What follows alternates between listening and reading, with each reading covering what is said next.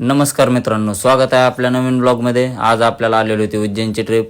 मग आपण आलो, गाडी वगैरे क्लीन करून घेतली आणि निघालो आपण कस्टमरला पिकअप करायला। कस्टमरला पिकअप करून आल्यानंतर आपल्याला डिझेल फुल करायचं होतं। मग काय आलो पंपावरती, डिझेलची टाकी केली फुल आणि तिथून निघालो। मग मंतरच्या तिथं आल्यावर कस्टमर असे शांत बसले होते, मस्त असे शांत गाणे लावून मस्त पुढचा नजारा बघत होते।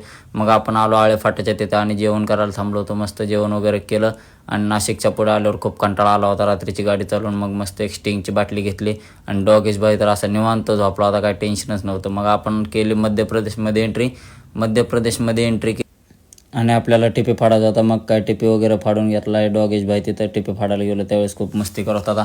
मग डॉगेश भाईचा पण एक व्हिडिओ घेतला आणि चेकपोस्ट पास करून पुढे आलो तर काय बघतो तर काय फुल ट्रॅफिक लागलेलं होतं। मित्रांनो, कोणीच सध्याला उज्जैनला येऊ नका, कारण फुल ट्रॅफिक आहे दिवाळीच्या सुट्ट्यांमुळे। सुट्ट्यामध्ये तर कोणीच येऊ नका। मग ट्रॅफिक पास करून आपण पुढे आलो तर आपल्याला झाले नर्मदा नदीचे दर्शन। मग नर्मदा नदीच्या ब्रिजवरनं एक मस्त असा नदीचा एक व्हिडिओ घेतला आणि तिथून पुढे आलो आणि आपण लागलो मग उज्जैनच्या रोडला। उज्जैन जस्ट आपल्याला एक 15 किलोमीटरच राहिलेलं होतं। म्हणलं चला एक रनिंगमध्ये शेवटचा व्हिडिओ घेऊयात, कारण आपण आता उज्जैनमध्ये पोहोचणार होतो। मग घेतला आकामानीचा हा महामृत्युंजय द्वार आहे मित्रांनो। मग तिथून आलो आपण हॉटेलला आणि मस्त असे रूम होते, मग आराम करा म्हणलं आता। तर मित्रांनो, आजचा ब्लॉग कसा वाटला कमेंट करून नक्की सांगा, फॉलो करायला विसरू नका। धन्यवाद।